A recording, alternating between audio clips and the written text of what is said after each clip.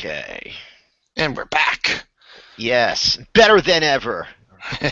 Yes. And, well, for a first time in history, we get knocked off on a Tony-led show, and Dylan had nothing to do with it. Did you see Scott Troutman's tweet? He said, "Who let Myrna near the controls, or near the equipment?" You want to know something? I'm sure we could blame Ernest somehow, some way. Yeah, and she would accept it too. She would believe it. Yeah, No, she tweeted to us. She tweeted to us just before we went off air, so it was her tweet that caused it. Okay. Thanks a lot. We love you, Myrna. We love you. So I think basically I had multiple problems because my wireless keyboard stopped working too. I think it needs a battery, and I wasn't about to go out to see if I could, find one in the closet there. But it was a technical, and that's what I get for not testing this computer out. I was so confident that Windows 10 wasn't going to let me down. First time using it in a Hangout, and guess what? F you, Bill Gates. F you, Steve Jobs. I'm going back to Linux. It's free and it freaking works. Okay. You have fun with that. Oh, you kidding? I've got a desktop over there. I've got this little puppy over here is running Linux. This computer over here was running Linux. And I switched back over to Windows because I was having a hard time getting iTunes to work on one of my Linux computers. So that's the only reason it's running Windows. Okay. Free shit works better. That should be on a T-shirt. Free shit works better. And you want to know something? You can donate, and I have donated to the Linux project, so it's not that free. Anyway, before we were so nastily knocked off the air, we were just shuddering about Carol. Carol. And so Carol is badass, and we were talking about Morgan. He's diametrically opposed. He's exactly opposite her. Right. Because, I think Carol is just a little bit too willing to kill, and just as Morgan is not willing to kill at all. I think they both need to come a little bit, because, Carol started way back when she killed Karen. But, in this episode, the lady that was screaming, okay, she just took a knife and put it right in her head. Well, I think that woman was going to die anyway. That was a deep cut, and that was a lot of blood coming out of her. I think she was dying anyway. I do, but you want to know something? I think she was just a little bit... she could have just let her die and then taken out the brain. Yeah, exactly. And like you said, there was a lot of blood coming out. If she would have waited another 2, because at that point she stopped making noise. But Carol was like, "I ain't got time for this, bitch." No, I would have. Even though this is like one of my favorite Carol moments, I love the fact that Morgan's got the guy on the ground and he's trying to talk to him. Then Carol's brains out. Now, where you were going, Tony, I think that she should have maybe gotten into a little bit more of a meeting, because you need to keep at least one of them alive so you could question them. I'd like to figure out, okay, how the hell did you find out about Alexandra? How many people are you? And if he's not going to give it up, then that's when you start getting a little gruesome and start doing a little bit of blowing out kneecaps and tearing out teeth and stuff like that. Start doing that. Not that torture works, but in the zombie apocalypse, anything could happen. But I think it would have been nice to have at least one guy that you could start questioning instead of just killing everybody. It's like we need to learn about, we don't know what we're up against, because this might have just been a small group. There could be thousands of wolves out there, They don't know. This might have just been a little small group saying, okay, let's just see what we can do. We've had no problem clearing out areas before. This shouldn't be any different. Somebody say, okay, we'll just send 20 guys to do it, and then the rest of us will just sort of chill out and hang until you tell us what's going on. If you need us, let us know. That's what I would have done. But still, this is one of the most badass scenes, Morgan's just talking to him. And all of a sudden, bam, and then just walks away. I couldn't agree with you more, Dylan.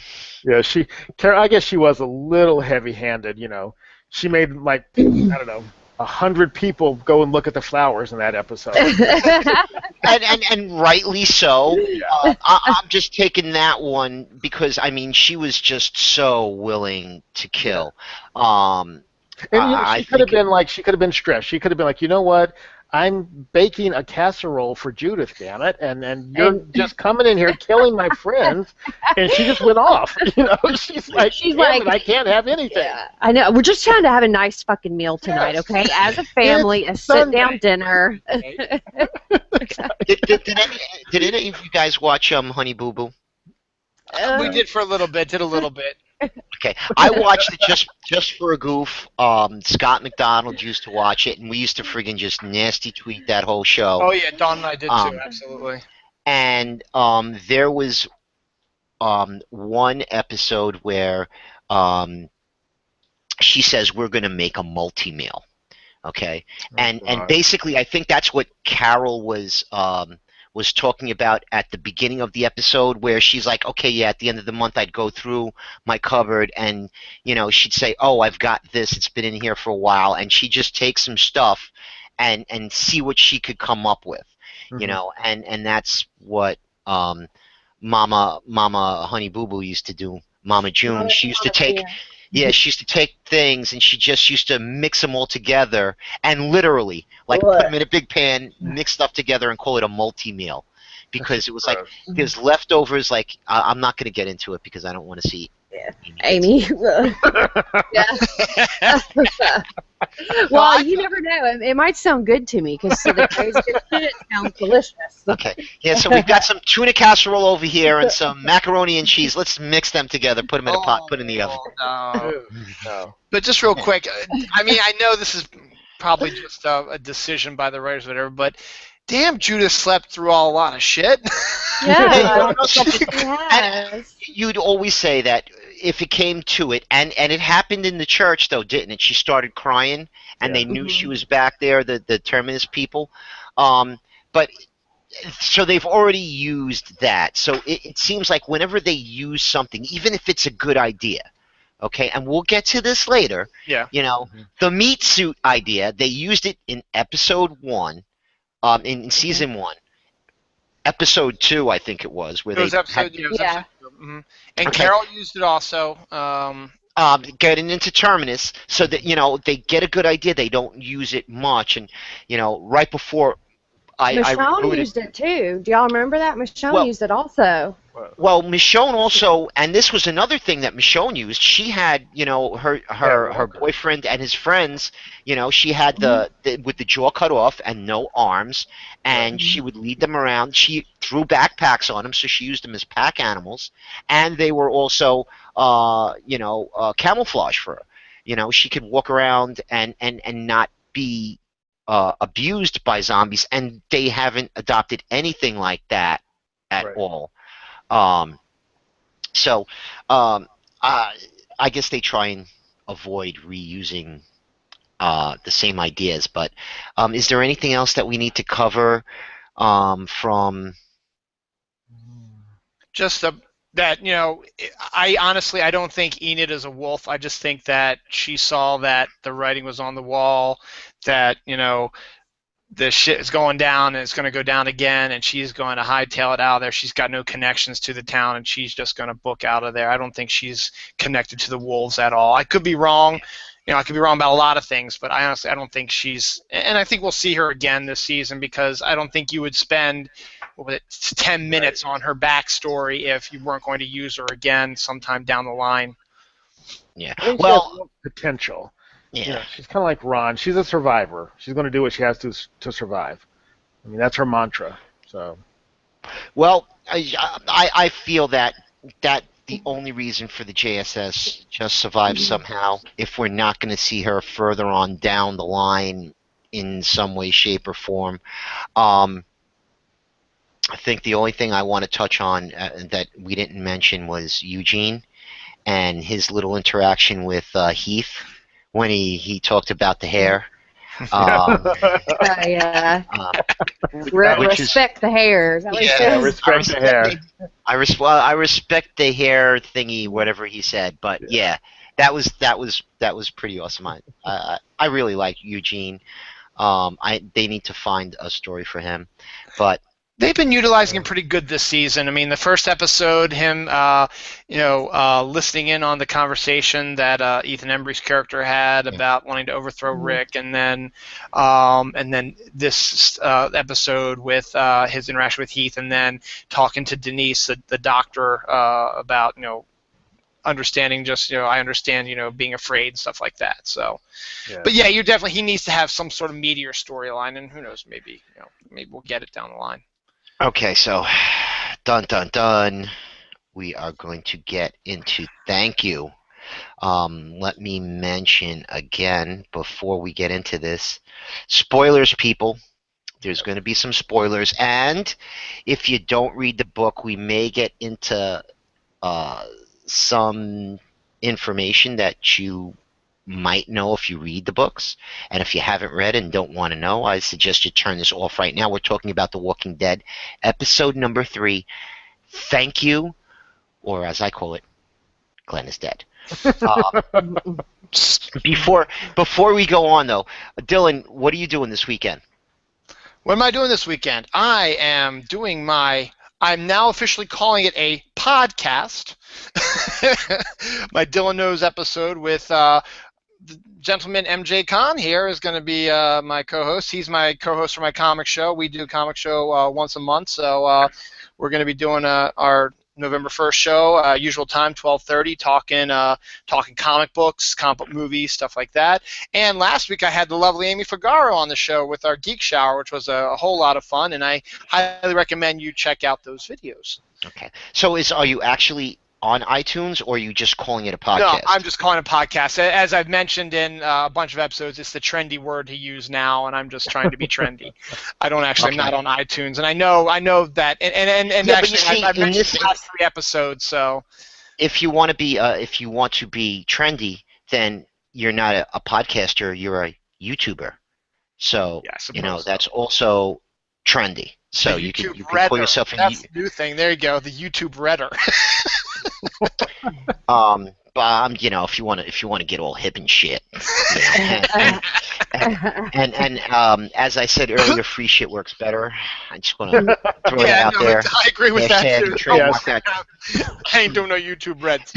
And you want to know something? If it doesn't work as good as stuff you pay for, hey, the price is right, and so therefore still works better because it didn't cost you nothing. So.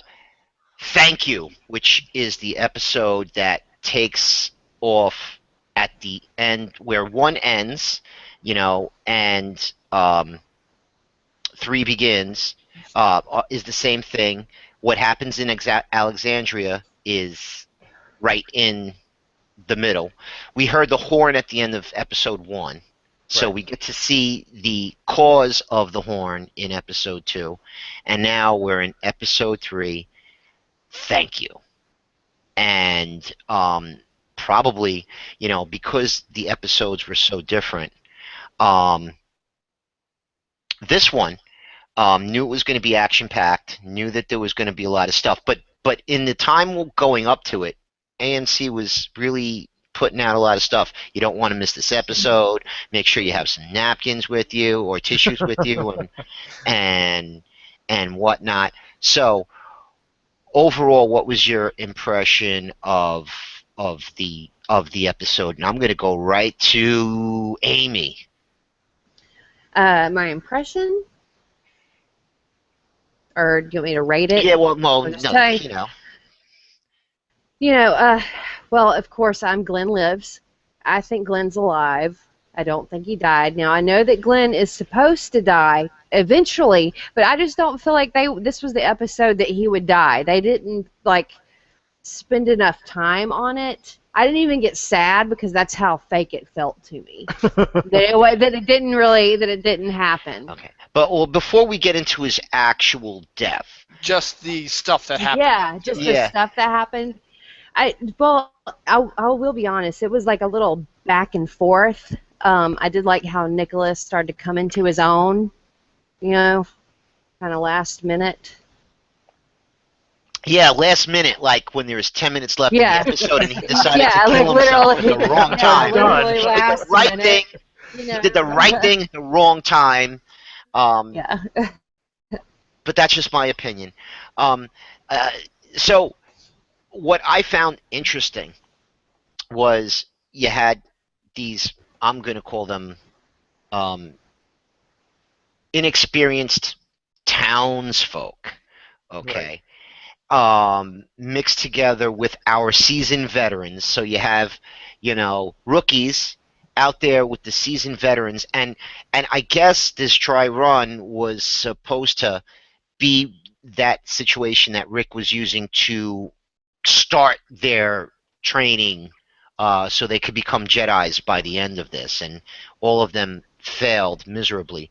But I was surprised at how, because Heath seemed to me to have more together than Nicholas and dumb guy that used to get everybody killed. Still, really, I mean, the time that he'd go out and spend out amongst the walkers and stuff, didn't harden him, or he, seems to. I mean, they had to be really, really lucky. I mean, extremely lucky to be that unscathed and that untouched. Which is, I mean, as far as we are into this, they should be a little bit tougher and a little bit stronger, and they're just as weak as the family is in fear, except for Danny, who's total badass. They probably saw, when they were out there, they probably saw zombies, said, "Oh hell no," and then probably turned around and ran away. Well, there's 2 over there, and there's 5 of us. Yeah, there's just way too many. MJ, what's your take on it? I don't know. I had mixed feelings. I think that I kind of have blocked out a lot of what happened up until like the end of it. I really liked the interaction that Michonne had in the town with telling them that, hey, you know what? You don't know until you get into it. You don't know what you're capable of. You don't know what it is, what you'll do. Her making them understand that we've been out there, we've done things that we're ashamed of, but we're still alive. And you know what? At some point, you're going to have to make the decision to do the same things yourselves. I like that part. That's the character development that that's why you fall in love with the characters. I think that's what Fear the Walking Dead is trying to make you understand. It wants to make you, fall for these characters as they move into something horrific. With The Walking Dead, we just jumped right into it. But I don't care about those characters. I wish they would all die. But I'd be very upset when anybody on The Walking Dead dies. So. Now, yeah, and my big problem with Fear, and we could take a little bit of a sidebar, but this is agreeing with you, MJ, is that what Kirkman, he's doing 2 things. One thing, he's stated it, that sometimes families have stuff that is going on, and he believes that a zombie apocalypse would happen organically. It would slowly build up, and there was no slow build up here. Right. Okay, like it was a slow build up for the first couple of shows, but once they got to that police riot, that's when it went from 0 to 70 in a day. And the National Guard was already there. Right. But I think no matter, and this is the example I used the last time we spoke about this, you could be the most non-news watching person in the world. However, last month, the Pope was here. You didn't have to watch the news to know the Pope was coming because everybody was talking about it. Right. When we got hit with Hurricane Sandy, Superstorm Sandy, you did not have to watch the news to know it was coming. All you had to do was go to the grocery store on your regular, normal shopping day and see that there was nothing on the shelves and the place was mobbed with people. What's going on? Oh, there's a hurricane coming. A hurricane is coming. These people, on the night that Travis was stuck in the riot, and she knows that he's stuck in a riot, they play Monopoly. they still have power. You don't want to turn on the TV to see what's happening with the riot, where your husband or your boyfriend is, whatever their relationship is. You're not going to watch TV. You're going to play freaking Monopoly. Give me a friggin' break. That's just so unbelievable that anybody would do that with something going on. So, yes, the character development, as I called it, with when Michonne took Heath to the "you don't know shit" school of the zombie apocalypse, because that's what she basically told him. Schooled him. I'm going to make a mea culpa here. When I first saw the trailer for this new season, I thought it was going to be a complete disaster. I thought they were rehashing a lot of stuff because every scene happened to be, Rick's dangerous, Rick's going to be a bad influence, and then it looks like Morgan's saying, you don't want these people in here, you want them out of here. So it's like, it's just Father Gabriel again, but now it's Morgan and everybody else, and it's been done, I'm tired of it. And so now we get into the season, and we had a little bit of that with Ethan Embry's character, but what I love, and what my point is that I like the fact that the slightest bit of, well, you know, Rick's dangerous. Kabam! No, you're dead. Well, not quite, but it's like, I'm going to beat your ass down, you know? And, you know, in this one, the guy's like, you're saying, this is dangerous, you know, oh, why are we listening to you? This is dangerous. And then he gets eaten by the zombie. So, you know, the guys who are detracting against Rick, who I thought was going to be a main storyline through the first couple episodes of the season, are now disappearing, being dispatched quickly, and that's one of the reasons I think I like it. Tony, what are you going to say? I was going to agree with you, because basically at that one point when Rick walks in, where Embry's character has the gun on Eugene, because Eugene overheard him say that we've got to overthrow Rick and blah blah blah, and Rick had the gun to his head. Rick could have A, shot him, or B, did what he do and say, yeah, you want to know something? I don't need his blood on my hands because he ain't going to make it anyway. You know, and he didn't make it anyway. And just like all of these other guys. But we had, now what happened in the pet shop, okay? I don't understand why they couldn't stay behind the dude that I like, the guy that got shot in the leg by, what was the hat guy's name? Just call him the hat guy. I can't. They kept on saying his name, and I knew his name up until about 2 seconds ago.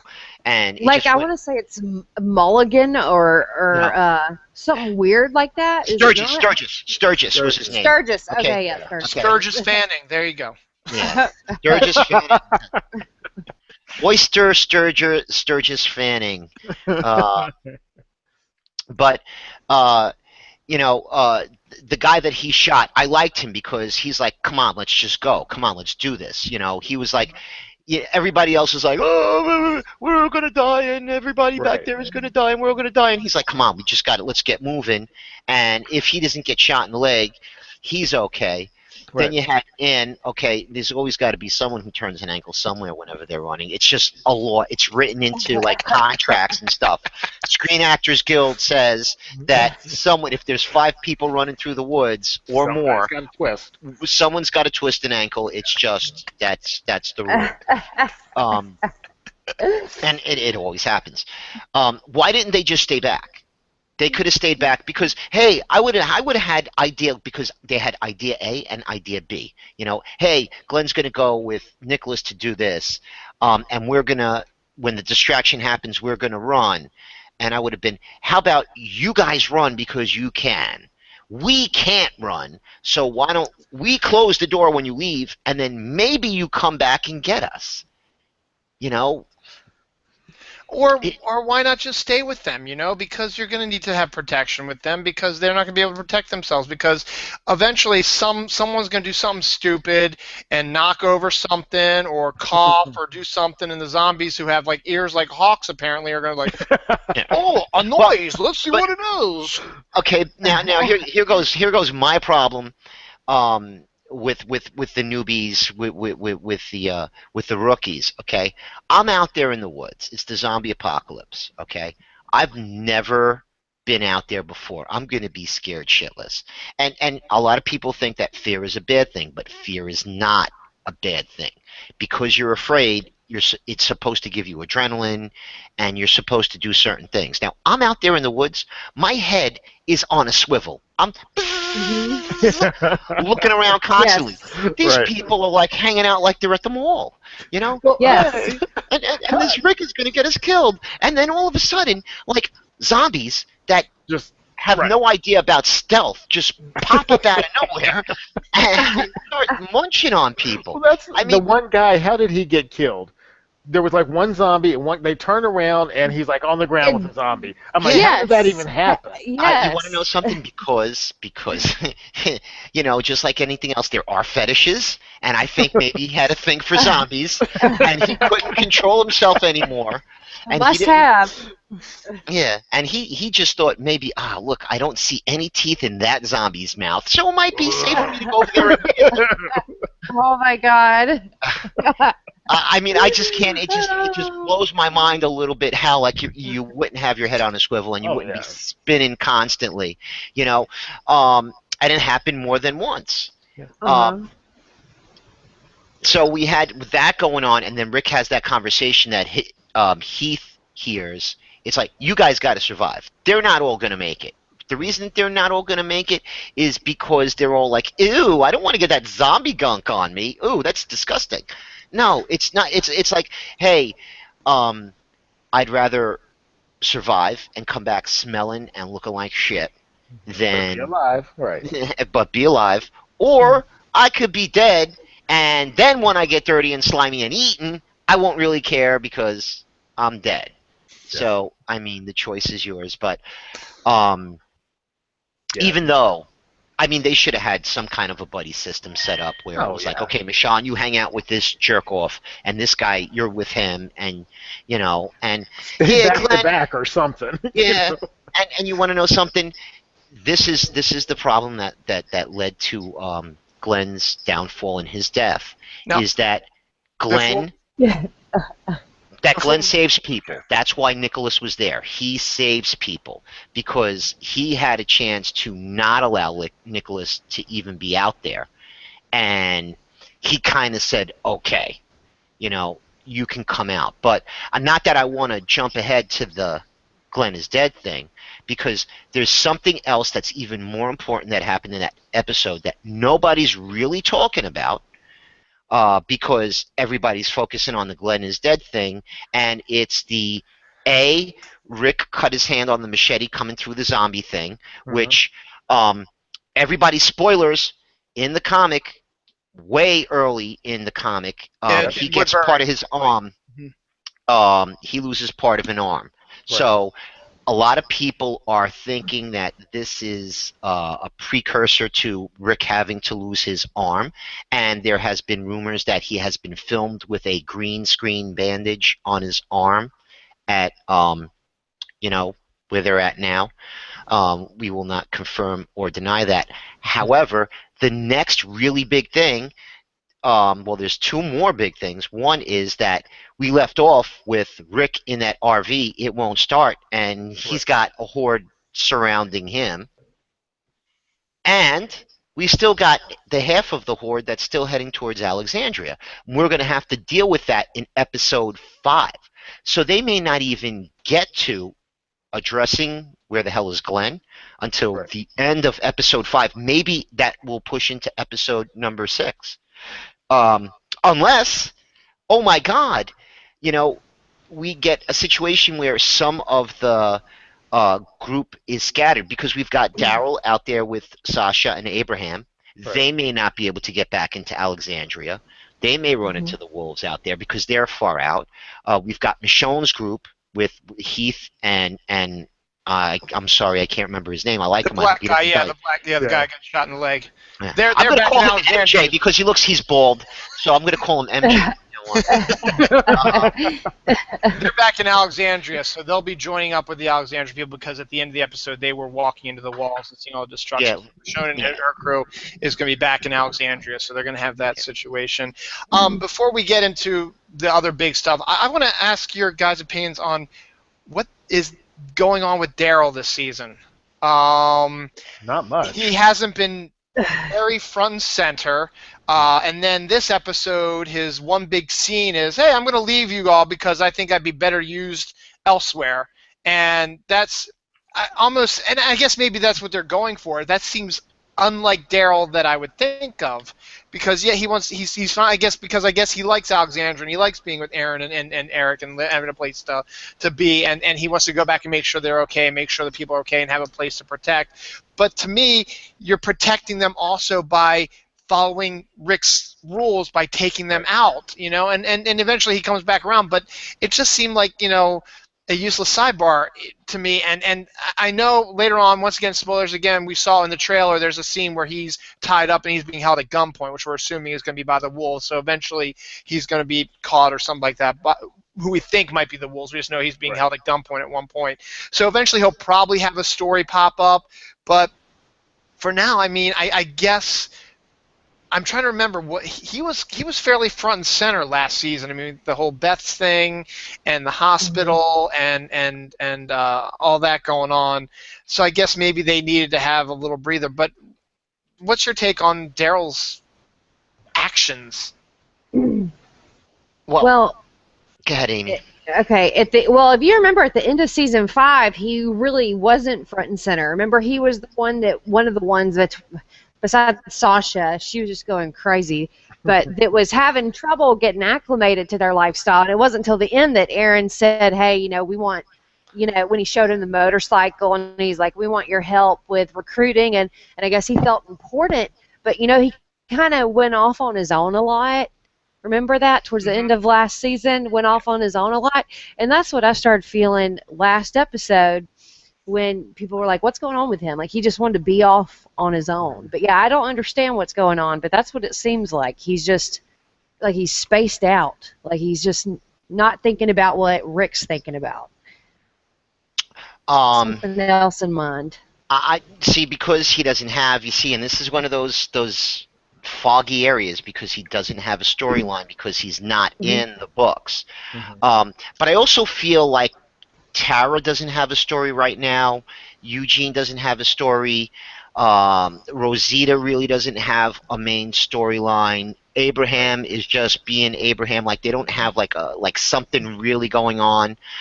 We've got Carol, we've got Morgan, we've got Rick, and we've got Carl to a certain extent, and Deanna, but and the doctor lady, but we don't have any. They showed you all the characters and what they're doing. Maggie is gonna have a big storyline coming up, and Sasha has told Abraham that she's not crazy anymore. But you want to know something? When you're crazy, you never think you are. So we don't know how much that makes sense, as far as, hey, I don't think I'm a funny guy either, but you people keep on laughing at me. You make me cry. That's not funny. Stop laughing. So I just want to, I did a quick poll a little while ago, and 90% of the respondents think that Glenn is alive. Really? So yeah, which is a little bit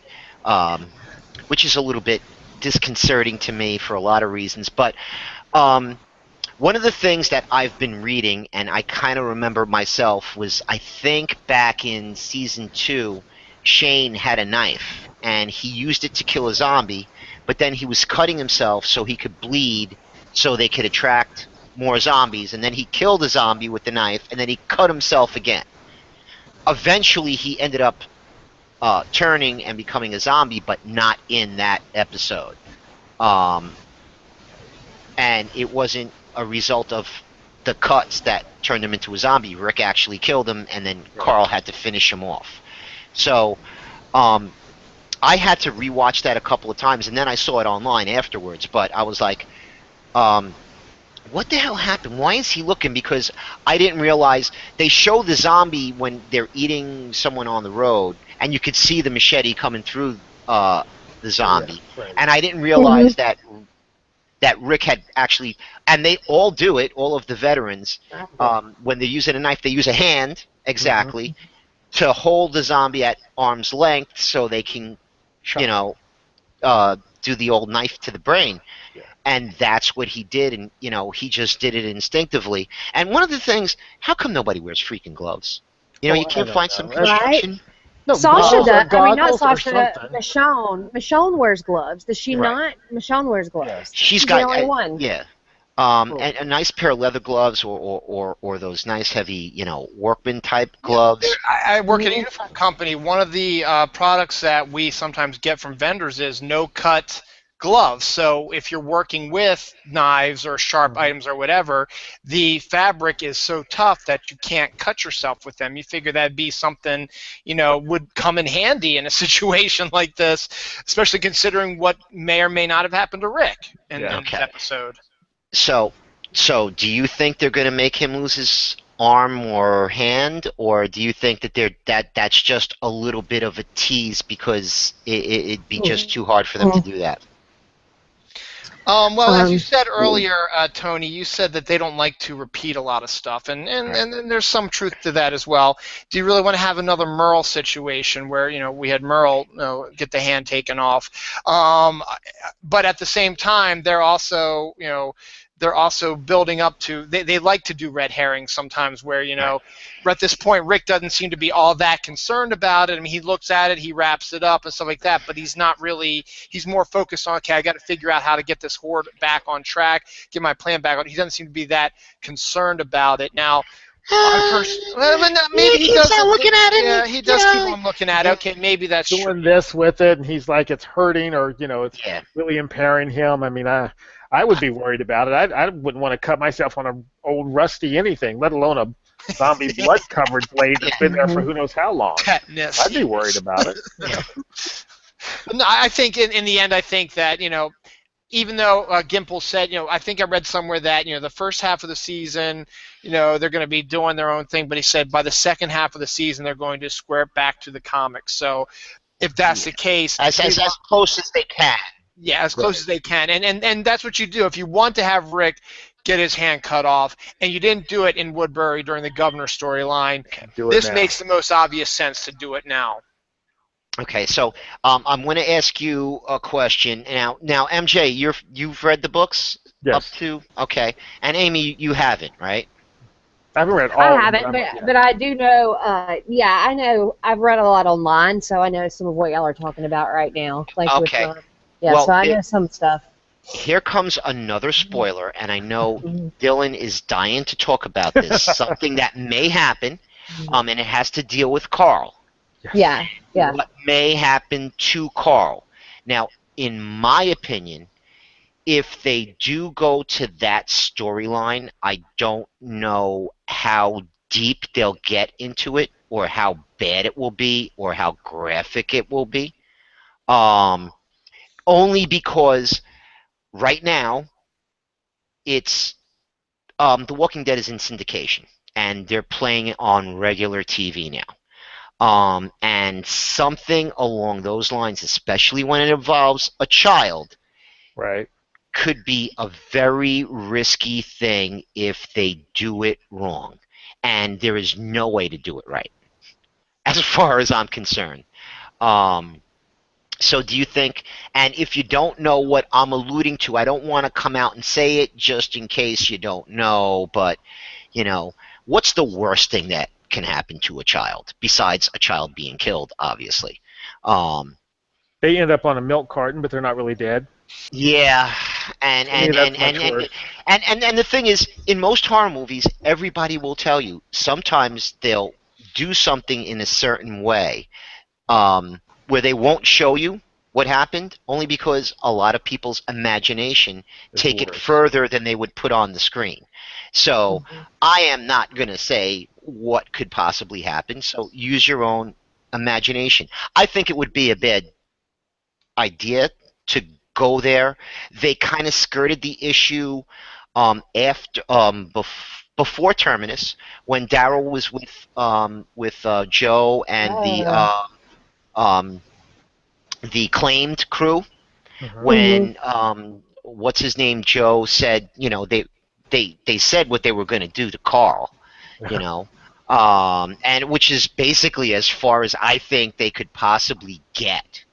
Yeah. And Yeah. so, do Well, you think they're going to I, go down that road? well, go ahead, Amy. I What do you think? well, I get what you're saying now. For a second, I was like, Okay. okay, okay, okay, and then once you just brought that up, because that crossed my mind, I'm like, well, that's the worst thing that I could imagine happening Okay. Well, to a child. in this case, in the That's it is terrible off. I agree. That's a terrible thing. What MJ yeah, said is a terrible thing with having your kids getting kidnapped or you don't know where they are, disappearing, whatever. That's yeah. horrible. Also, in this case, Tony's alluding to something else, and I'm going to Yeah. skirt it as much as I can.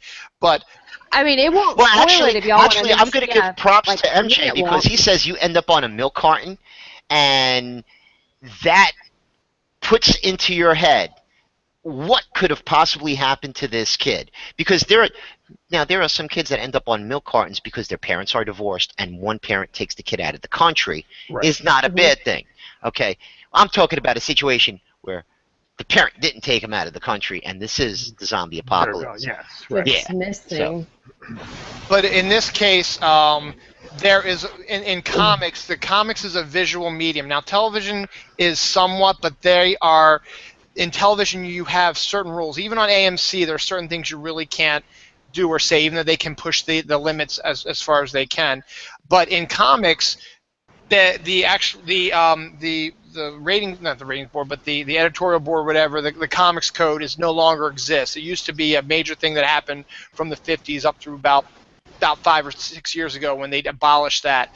But Walking Dead is published by Image Comics, which is a creator-owned company, so they can do whatever the hell they want. In the comics, there's more brutality, there's Yes. nudity, there's sex, there's goring, more Violence, goriness than, yes. than Nicotero can get to, and he can get away with doing. Because in the comics, there were a lot of other siblings of Maggie and Beth, and one of them happened to be a pair of young twins, and something brutally terrible happens to them by a pedophile. Brutally awful.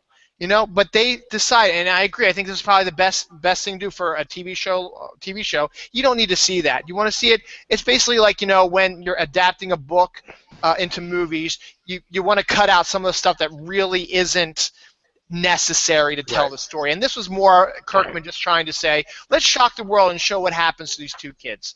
Right. And in this case, what happens with Carl, I think you can do it on the show, but you don't have to be as gory as Nicotero probably wants to be.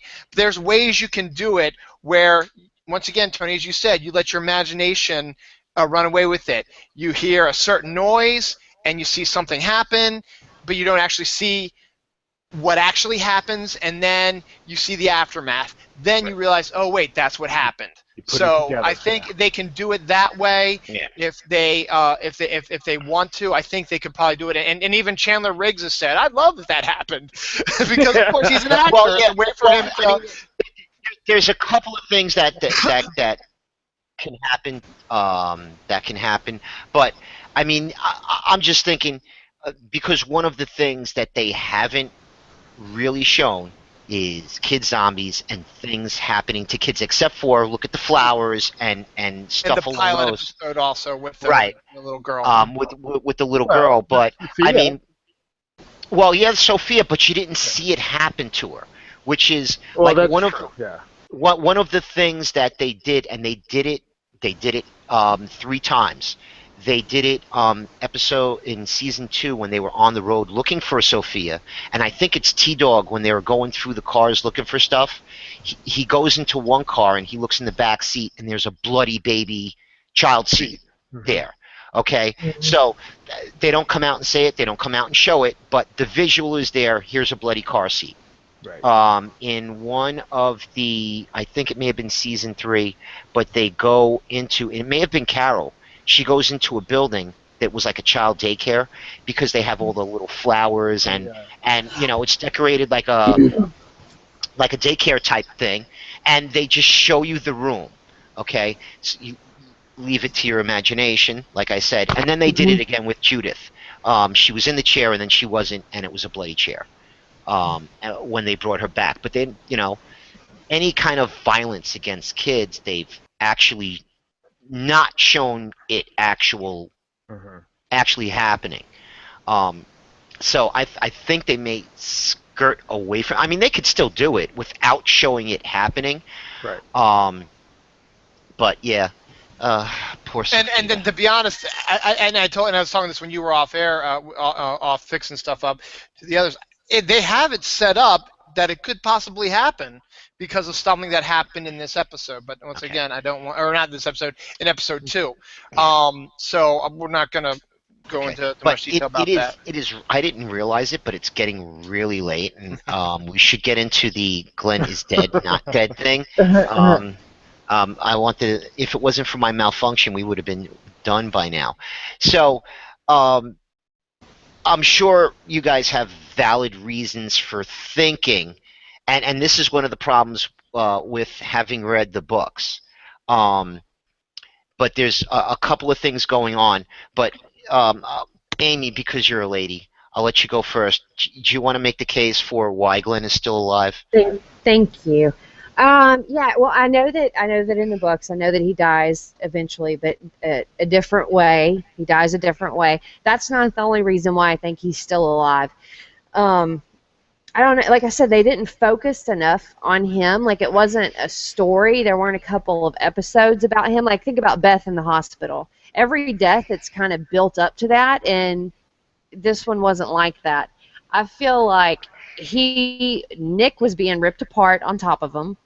Okay, his blood and guts of dead Nick are going to camouflage Glenn like it has before, and I know they've used that a lot of times.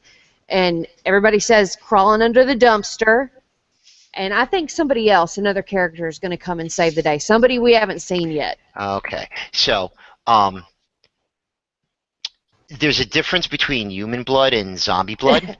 So he'd be covered. But Nick is dead. Nick is dead, though. Remember, as soon as right, that but it's fresh blood and fresh guts. So I mean, that's basically what they did was marinate. Yes. Glenn. Just like pouring ketchup on him. Yes. Yes. Or A1 sauce. Yes, they just made him more appetizing. And getting under the dumpster. I mean, I've gone to every website that here's proof that Glenn is still alive. They could climb the fence. No, they couldn't climb the fence because if you remember, before they get on top of the dumpster, he tried to climb the fence, and then they showed you that there was a zombie horde on the other side of the fence. So climbing the fence. Now, what I thought they should have done, if Nick wasn't having his fugue states and going all crazy, they would have gotten into that alley a couple of seconds earlier. Maybe they could have gone up those stairs that you see off to the side, or they could have moved that dumpster over to the side of the building, and then once they were on top, you're up a little bit higher, they could have climbed the fence a little bit and maybe gotten onto the roof. But they didn't have time to do that. Dylan, do you want to make your case for why Glenn is still alive? No, I'll let one of you guys do your case of why you think he's dead, and I'll come back and do my case. Because one of the ideas that I have, actually, two of the things I have are potential spoilers, and one is just something I just thought of yesterday that I think might have been mentioned already somewhere on social media, but I didn't read it off of there. So go ahead, one of you, MJ or Tony, you guys. How about MJ? You want to MJ make his case, Tony? Yeah, go ahead. Yeah, I think he's dead because again, as far as the whole scene goes, I mean, again, that's a lot of walkers. I mean, and it's just and just let me talk here for a second so I can demonstrate how many walkers there were. Can you guys see that picture? Yes. So this is the view of that alleyway, and in the upper, right in the middle to the left, you can see the stairs I was just talking about. So so even if he did live and survive and can get under the dumpster, he's still got to get out. He's still got to get out. And wait, hold on. He's got that flare gun. So once he shoots a zombie with that flare gun, he's only got 19,996 zombies to go. to get Well, no, through. here's the thing, though. He doesn't necessarily have to shoot the zombie. He can shoot it as a distraction because we realize that what we've been seeing is zombies are so distracted by stuff that they would be distracted by a house or a pet store being put on, not a pet store, a feed store being put on fire, that, oh, that's going to cause them to automatically go. So you just shoot it up in the air. You don't have to shoot a zombie. You can shoot up in the air, Right. it explodes, or shoot it down the alleyway a little bit, let it explode somewhere in the middle, and they're all going to go, oh, what the hell was that? yeah. Yeah, I mean, granted, yeah, I know the case you made. Well, there's fresh meat right there. Their hunger is going to overwhelm their curiosity. That's just my. Go ahead, MG. You And continue. I just think that they ate through Nick so fast. I mean, you saw the guts coming out and everything. I really think that part of that was Glenn too. They just went right through him and into Glenn because again, so much pressure was being applied. How did he wiggle even if he got under the dumpster? How did he get physically get under the dumpster, out from under all that horde? I just don't see that happening. So the next he thing was that happened. coated in ketchup. He was coated in ketchup. He He slid. slid. Yeah. Dumpster. Why Yes. didn't they go into the dumpster while they're on? I guess when It you're on was top of locked. it. Because Under it was that. full. Yeah. The dumpster was wasn't full locked. and it was I thought it was chained. locked. Yeah, it was Oh, chained. chained, It was okay. chained. All right. It was one of those dumpsters that has two flaps, and you could see part of the chain Oh, it's right there. right there holding it together. But I have in yellow. I don't know if you could see. That's Nicotero, and he looks like he was freaking hungry. Yeah. He was going to eat one or both of those guys. That's another reason why I think he didn't make it. Yeah. But I mean, basically everything I've read was, well, maybe they could have done this. Okay, so if he got under the dumpster, yes, I agree. If somebody would have come. But here goes one of the things that bothers me. Just a little bit, not a lot.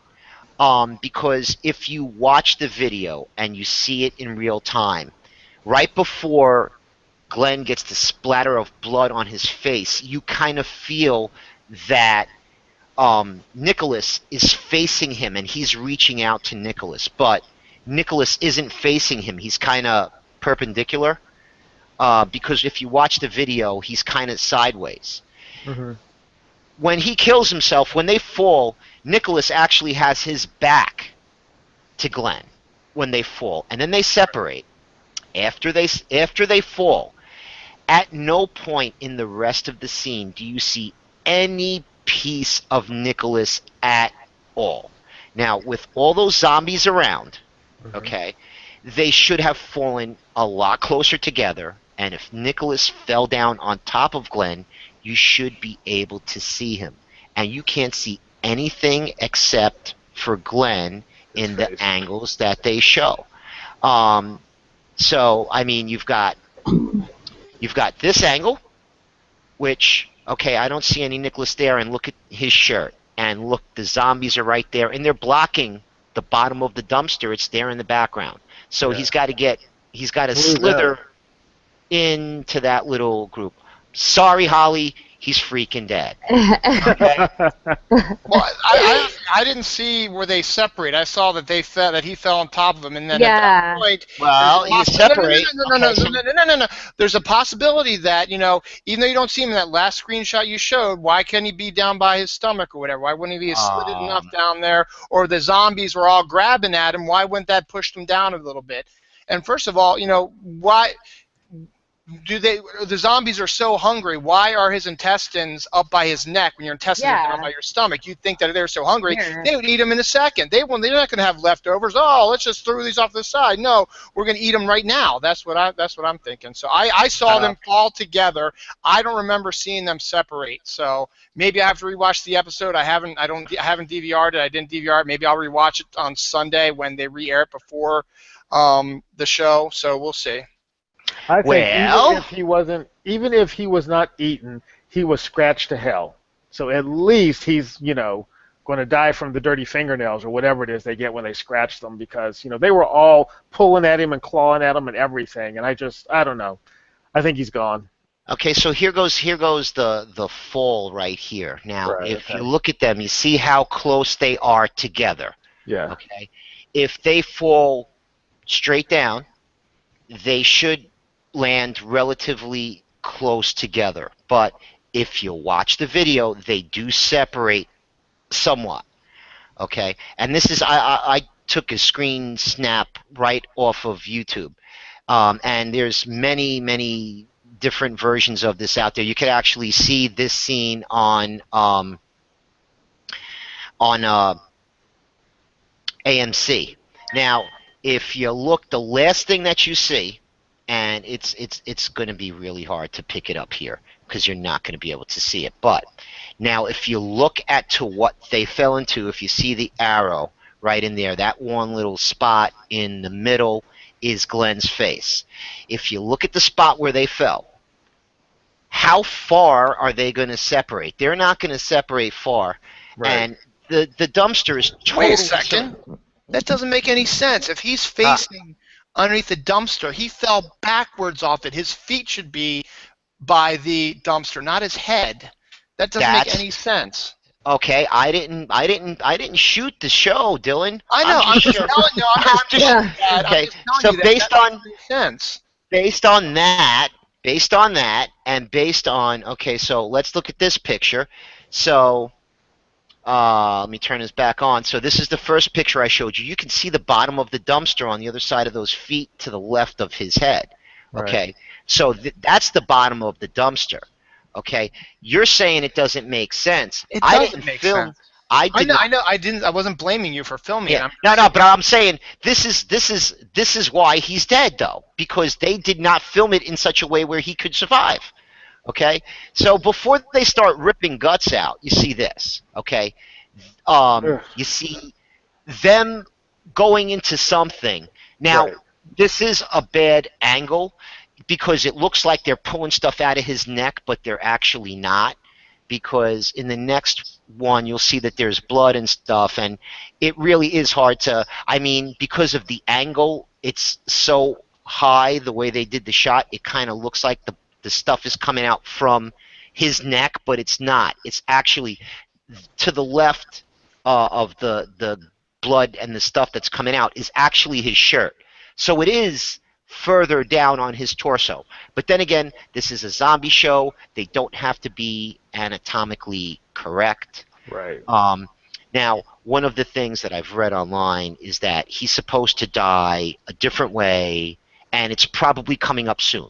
So I'll get into that when I do my defense of. Okay. But why would they not kill him? Why would they not kill him and bring him back? Right. To only kill him 3 or 4 episodes, or in the second half of the season.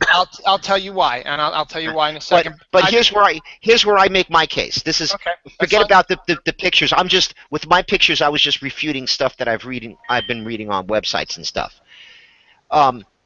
Any screen time, any time when they're telling a story, whenever they show you anything, or when a character says certain things, they do it for a reason, okay? One of the things that they do is they do a call back to the pilot episode because Glenn's been around that long where he says, hey, dumbass. So he calls Rick a dumbass again in this episode. Hey, you in the tank. Are you cozy in there? Okay. Well, he calls Rick a dumbass on the walkie-talkie again in this episode. Hasn't used the word dumbass, I don't think, since the first episode, but he calls Rick a dumbass. The next thing that happens is he's in the pet shop and they're talking about what they're doing. Then he says, okay, wait, hold on a second. And then he goes over and he starts going through his bag.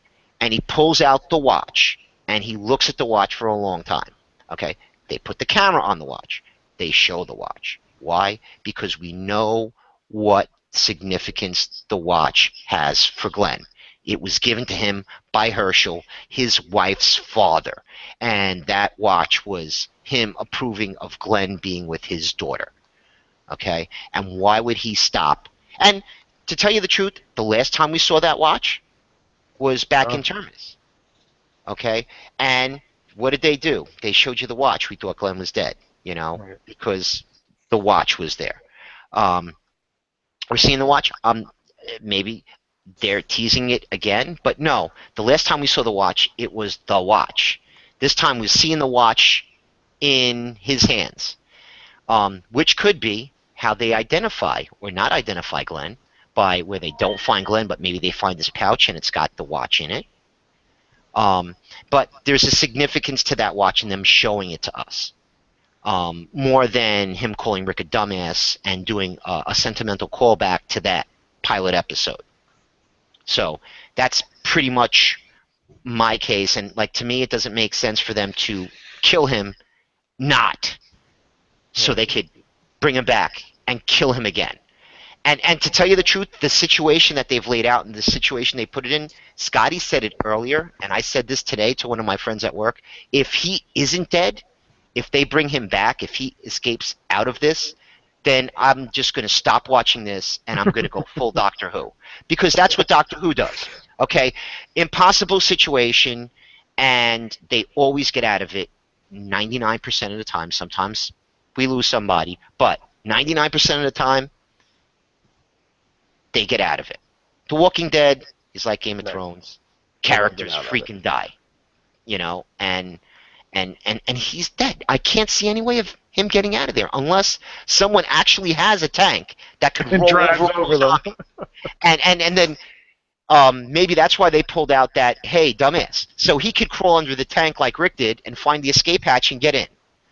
Oh, I don't know. Now, here's, and I'll try to make this brief because I know it's getting late and everybody wants to go to bed and stuff like that. First of all, and once again, Tony, I know you didn't shoot the episode and all that stuff, but here's my thing. I always had an issue with he survived by crawling under the dumpster because I didn't like the gap. The gap didn't look big enough for a person to crawl under, to be honest. I mean, that once again could have been the way they would have shot it. Now, if they fell the way that they show it, his feet should be facing the dumpster.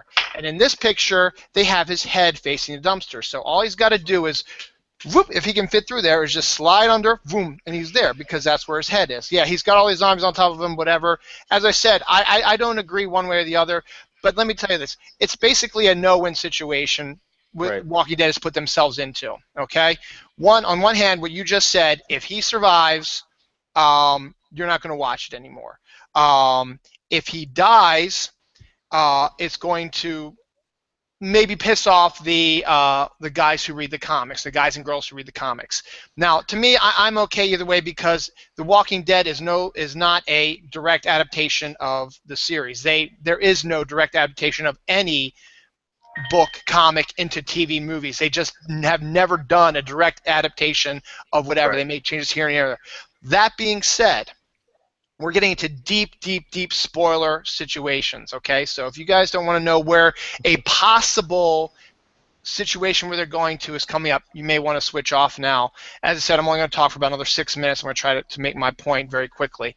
Your point, Tony, why bring him back if they're just going to kill him again?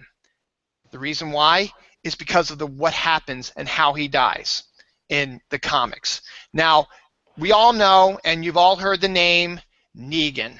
Everybody's heard the name Negan. Everybody knows the name Negan. Even if you don't read the comics, you've heard the Negan bandied about by those who've read the comics. They know it. Negan is basically the next big, big bad who basically becomes a regular in the comics. He's basically still in the comics, you know, and he's been in about the last 50 issues, and he's basically become part of the cast. And that's where they're heading with the series because, once again, this is all rumor, hearsay. You hear all this kind of stuff on social media. The final episode of this season, they had a call sheet for a character that fits Negan's description.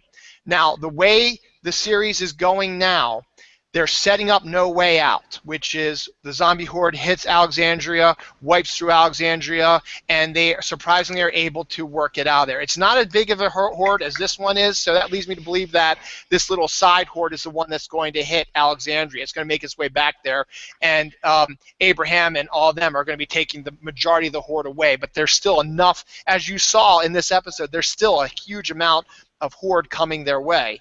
So, so you're going to have No Way Out. And after No Way Out happens and everything gets hunky-dory and cleared out, people die, things happen to Carl, everything goes down the shithole, but then they survive because that's what they do.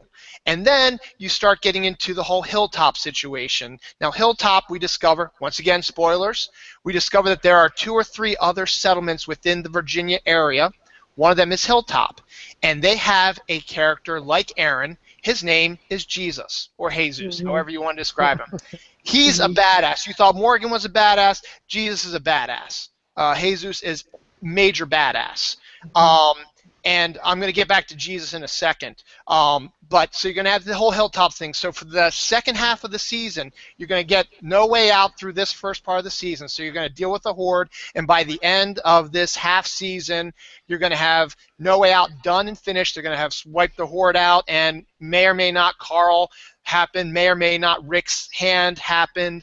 We'll see what happens. Then you go into the last 8 episodes, which is going to introduce the next basic storyline, which is going to set up the whole Negan storyline. So you got Hilltop, you hear about, there's a group of people out there who are going around and they're basically taking stuff from you for protection purposes.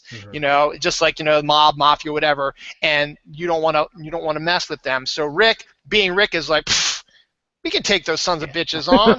We're badass. Everything that we've gone up against, we've defeated everything. Yeah, we might have suffered some losses, but we defeated the governor. We defeated the Terminus people. We defeated the horde of zombies that just went through Alexandria. And obviously they're probably going to defeat the wolves. I don't know because I don't have any Inside Edition, and the wolves are not in the comics. They're a different group, and they're only in for like 1 or 2 issues. So Rick's overconfident. He's thinking, all right, we're going to make sure everything's good and everything's like that. And hypothetically, let's just say Glenn's back, okay? So Glenn's back, everything's happy, we're moving along, we're meeting new people, we're trying to develop relationships, whatever. And then Negan comes knocking. He's demanding his tribute. He's understood what's going on. There's a town here. I gotta get my tribute for my protection purposes. And Rick, of course, is going to say, really, dude? Do you know who you're messing with? I'm Rick Grimes, bitch. And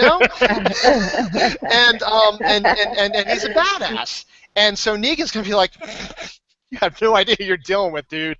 And Negan comes, and he is able to. And I think from what I recall, Rick actually decides, you know what? I'm going to nip this in the bud. I don't need this on me right now. We need to fix up Alexandria. We need to re-get this organized. We need to get back into some civilization and stuff like that. So he's going to go up there, and he's going to say, you know what? Let's go see what's going on with Negan, and we'll wipe them out and take care of them, and everything's going to be okay.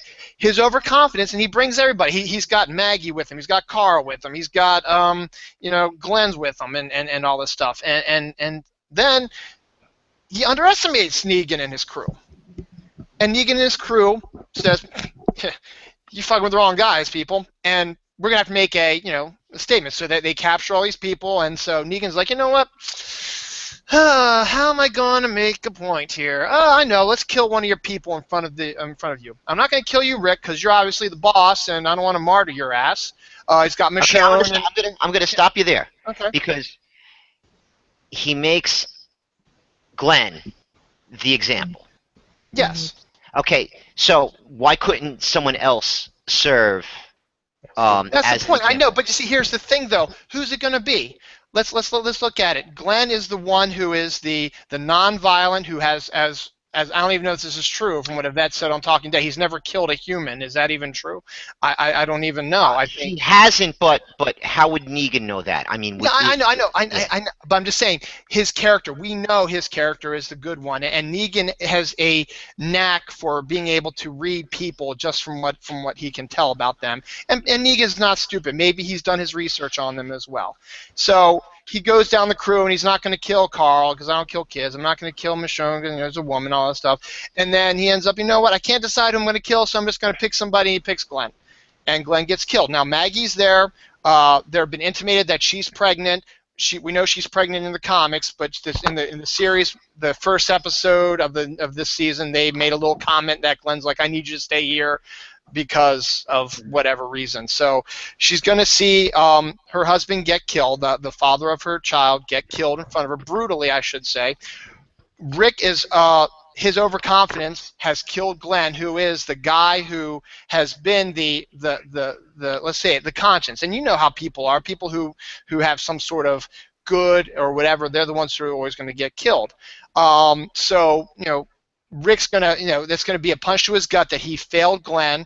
Maggie is going to take the next step to where she goes later on in the storyline because of that situation, and it's going to make things even more personal for them. Now, could they do it to Daryl? I guess they could, but you know what? It just doesn't seem that Daryl and Rick have quite the same relationship that Glenn and him had during this whole period. Could he do it to Michonne, or could he do it to Morgan or stuff like that? Sure, he could kill them as well. But once again, it doesn't have the gut punch that I think for Rick that Glenn getting killed would. And granted, the only other person I think that would give him the gut punch is that they killed Carl. Right. That would be the one that would give him the gut punch. But Negan has said before, hey, I don't fucking kill kids. Yeah. I'm not going to do that. Well, I mean, I agree with you. Your reasoning is solid, but again, Negan doesn't know who would be the most valuable person for him to kill. It seems to me that you're looking at it from an audience perspective, and I would say that Glenn dying at any time would evoke the same emotional response.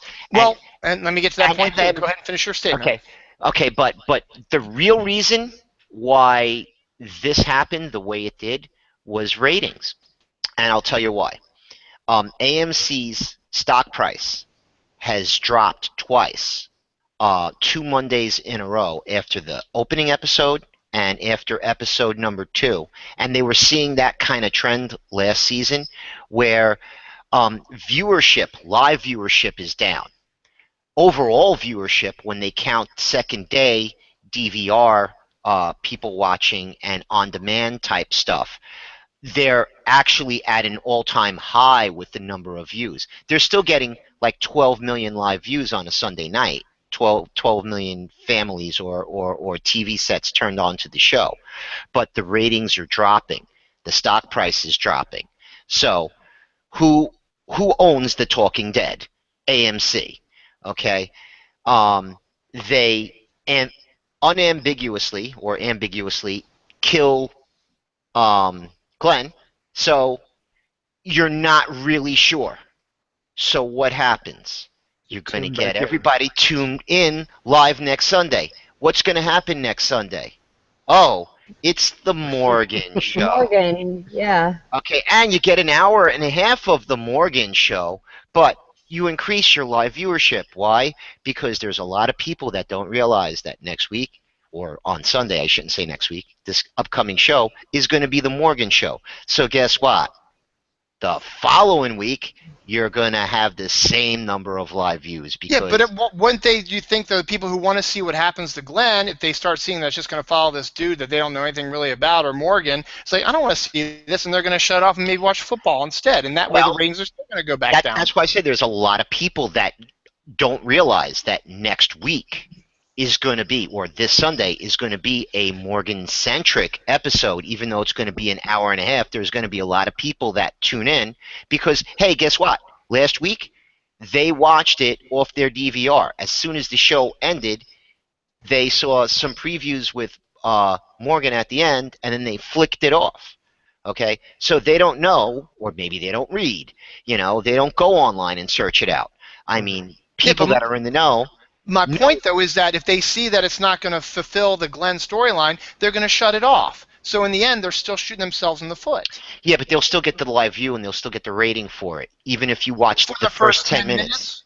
Yeah. I don't think that's true, but I don't know. But it doesn't matter regardless.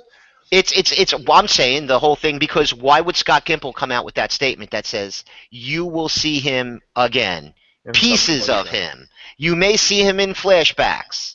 Okay, we will finish up this storyline. Okay, this storyline, and earlier you were talking about new storylines that they haven't introduced yet.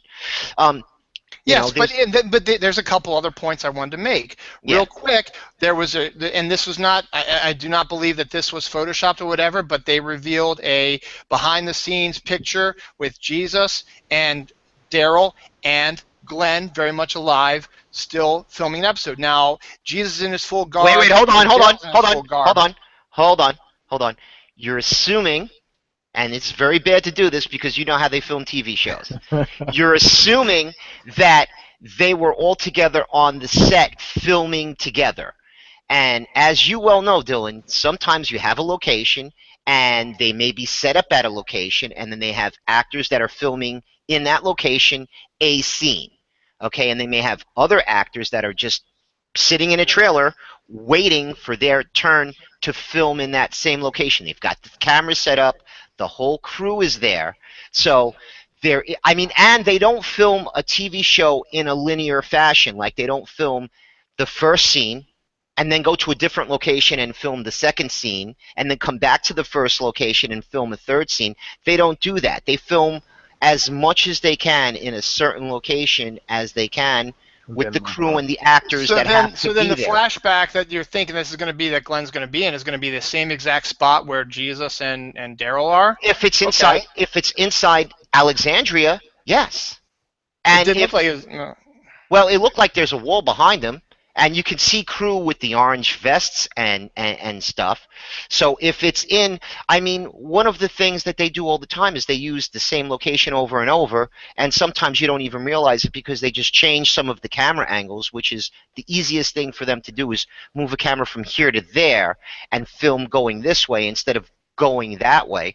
There's no reason why a character who's dead can't be on set the same time as live cast members, you know, especially if they're filming something in a location where, let's just say, Maggie happens to be there and something happens and then she goes into one of those thinking of Glenn, okay, and her flashback is Glenn doing something that we haven't seen him do before, but it's something that's similar to happening in front of them, because I've seen that too. That Jesus was there, and they've got Glenn standing next to him and Daryl, and they're talking. And there's some lady in the background that kind of looks like Michonne, but she's not dressed like Michonne would be. You know, I don't know if she's someone on the crew, but again, there's no precedent to say that, hey, Glenn is dead, he should not be on set at the same time this character is on set, and we haven't even met him yet. You know, and that's something that leaked out. I mean, yeah, he could be alive, but if he's alive, then they've got to show me how he, I mean, get me a helicopter, bring a helicopter in there, drop him a rope, and let him climb up, okay? And then I want to find a helicopter pilot. And I understand everything you're saying. Okay, look, I'll be fair. I'll take all that. And you know what? There's just one more point I want to make. I know it's getting late, and I know I went over my allotted time, but I just want to make one more point, is that all the deaths of the major characters in the series have been in front of other characters. And the fact that Glenn's wasn't is kind of upsetting, wouldn't you think? Because you think that Glenn should deserve the same respect that another character did. Now, if they're just going for a ratings grab, that's just sad.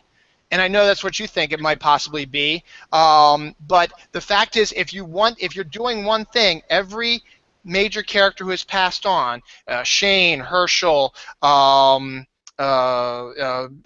what's his face, Noah, Dale, Noah, yeah. all the, well, Noah wasn't really a main character, but yeah, but they're all in front of, you know, a cast member who will be able to react and have a life-changing event or whatever, make them remember something about that, and he didn't. And the fact that that happened, I think Glenn should have been at least given a similar send-off. Now, if, you know, Michonne and, you know, her crew happened to be walking by and saw that situation happen, you know, they see them on top of the dumpster, and then all of a sudden Nicholas blows his brains out, and they all both fall into this pit of walkers, that would satisfy, I think, my belief that, okay, they saw, you know, they know, they're thinking along the same lines you are. There's no way they're going to survive that, because this so many, and there's nothing they can do about it, because she's got, what, one injured person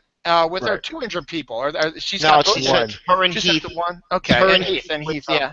With the other guy, yeah, the guy who was shot in the leg. Now, I you know, and that's true. I mean, and everything you said, Tony and MJ, somewhat, it could very possibly happen. I personally think that, I think what they want to do is, because it is a drama, because it is The Walking Dead, and they are having Negan coming on the periphery coming up, I think that it's going to be more of a gut punch when Glenn dies, if he dies like he did in the comics, via Negan smashing his head in with a baseball bat wrapped in barbed wire Now, in see, front I of agree. everybody. I agree with that. I think it would be more of a gut punch to see that if they didn't Yeah. tease that they killed him this way. I Right. think if he survives this, I'm going to. This was such a visceral moment, seeing that and thinking that he was dead. If he is still alive, I don't care what they do to him at this point. I'm not going to feel that same way again. It's just Mhm. not going to Well, hit. and I think they can get that same gut punch reaction if they bring the watch back to Maggie, because that is the gut It punch. carries it, That is, and that's when Maggie reveals that she's pregnant to everybody, which is the bigger gut punch, because here's the watch that your dead husband was carrying. Oh, by the way, you're pregnant. You're pregnant. But again, once again, you don't know. They're not going to know unless they actually physically see Zombie Glenn or whatever that he lost the watch because he's dead. He could still be out Well, there. He again, could like still I said, they find the pouch. It's got his stuff in it, and the identifier is they've got a bloody bag. So Yeah. you could assume that he's dead. What would piss me off even more is if somewhere down the line a zombie came by that was identifiable as him. Out of all of that horde, them running across Zombie Glenn would piss me off even more. be. But then again, at the same time, well, Judith apparently should have died because they saw the bloody baby chair. If that's the way you're going by it. I'm not going by that. What I'm going by is they've got the bloody bag, okay? And Judith was in a totally different situation. She wasn't surrounded by 20,000 zombies and like surrounding her in the chair, and then they show the chair bloody without her in it. But how are they going to know? Nobody saw it happen. They never saw. They don't know. By the time they find the bloody bag, the herd could have dispersed. It could have been. I'm going by what they showed on the show, and what they showed on the show was Judith was in the chair 1 second. There wasn't a big horde of zombies around her, and then when they swing back into that view, it's a bloody empty chair. Okay, that's a lot different than the situation that they showed the viewers. I'm going by the viewers. I'm not going by the cast member. I'm not going by the story. But that's what you're talking about. You're talking about how the Maggie and all them are going to know that Glenn is dead because they're using the bloody bag and the watch. Why couldn't he drop them? Why couldn't they have been taken? If they don't see the bloody horde, or how do they know he's not dead or he's still alive? Well, I mean, let's put it this way: if they find the bag with the watch after everything calms down and they get Alexandria cleared up, okay, where was Glenn? Let's go see if we could find him. Okay, by the time they go back into town, it may be cleared up a little bit, and they find the feed store. They weren't too far from the feed store when they went into that alley.